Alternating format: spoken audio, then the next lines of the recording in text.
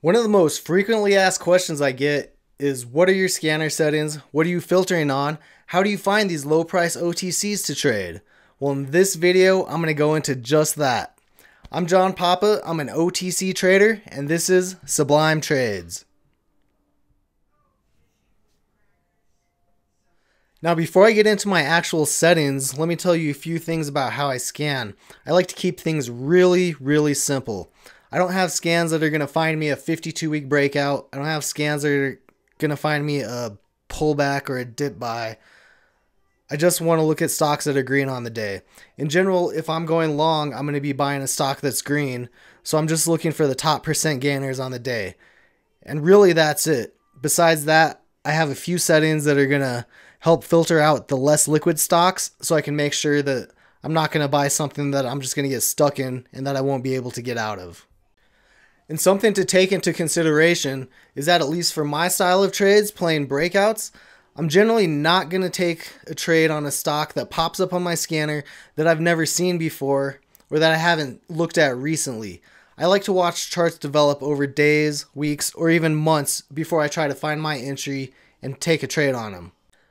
And the last thing I'd like to talk about before we actually get into my settings is that even though these are my scanner settings and they work for me, that doesn't mean that they're going to work for you.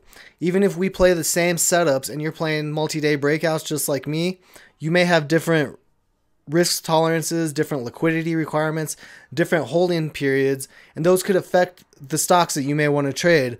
So you're really going to need to customize your own scanner settings to your trades and how you play your setups.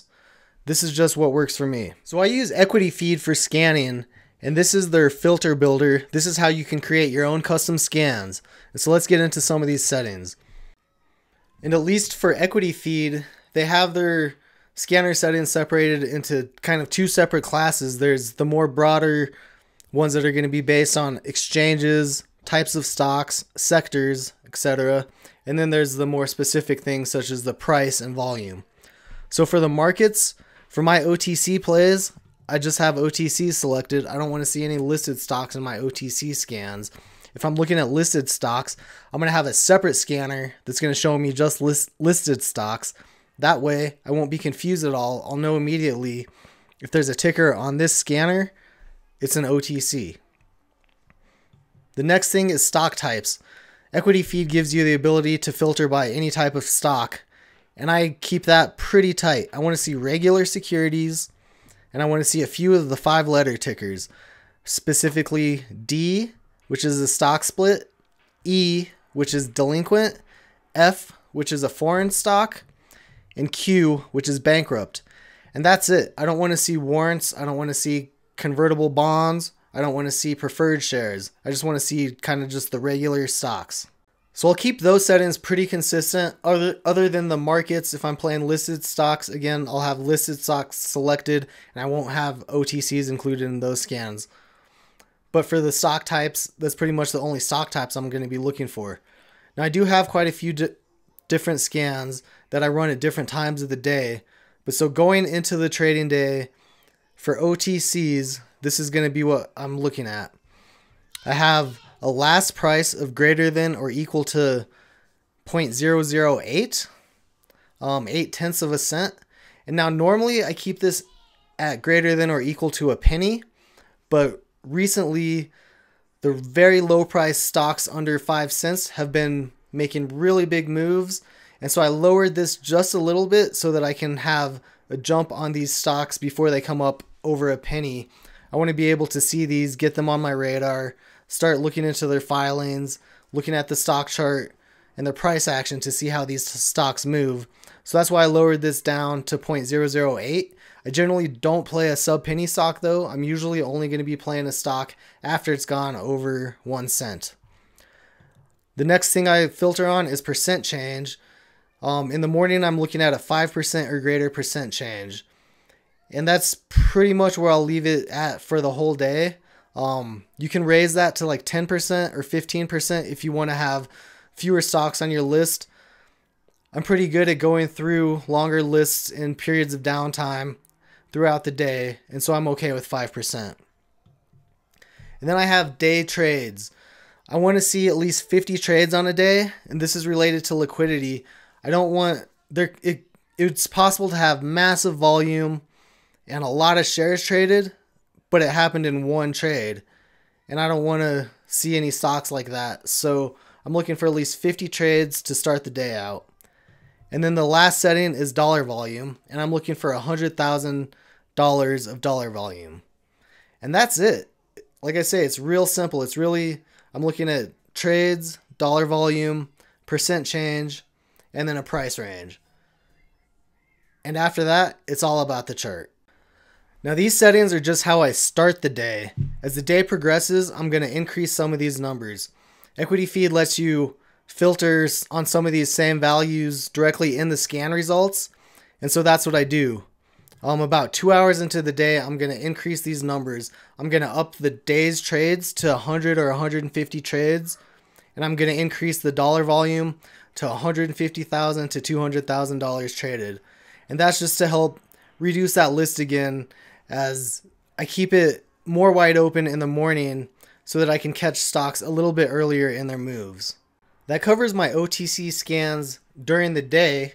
Now at night, when I'm creating my watch list, I have a different scanner set up, and it's very similar to this. Again, it's just increasing that liquidity requirements in order to filter out more stocks and make sure that I'm looking at stocks that are going to be liquid enough for me to trade. So let's take a look at that scan.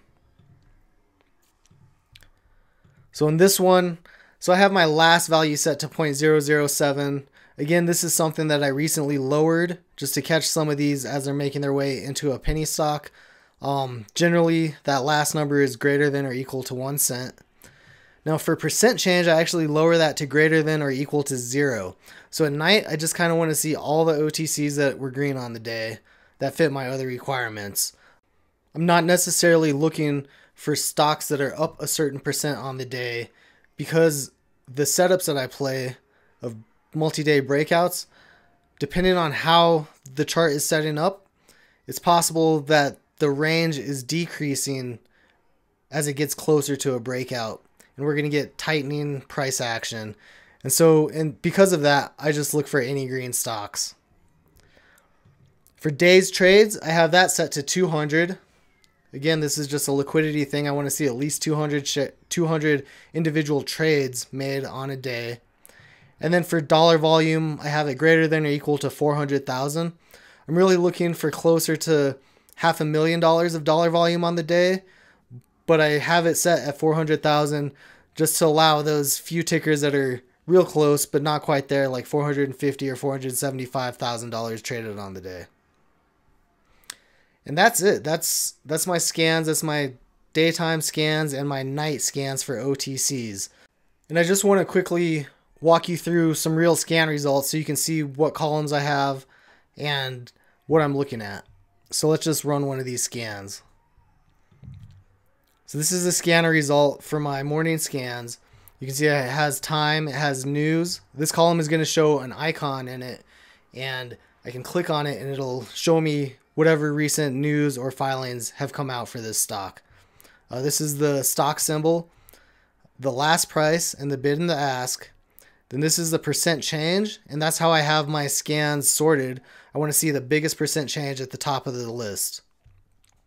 These next columns have to do with liquidity. I have the volume traded, the number of trades on the day, and then the dollar volume. So that's going to let me know, is this stock liquid enough that I might be interested in playing it?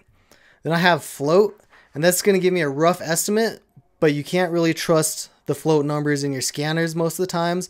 It's usually better to actually go into the SEC filings and see in their most recent 10Q what their outstanding shares are. And then if they've done any dilution since then, any 424B3s or anything like that, you can take that into account to try to get an accurate share count. This is net change. I have it on here, but I don't really pay as much attention to that. To me, the percent change is more important because of the range of prices that I trade, anywhere from 1 penny to say $5. You know, a dollar net change is going to mean much different things if it started at a penny or if it started at $2. And this last column is the exchange. On OTCs, with Equityfeed, it always says pink.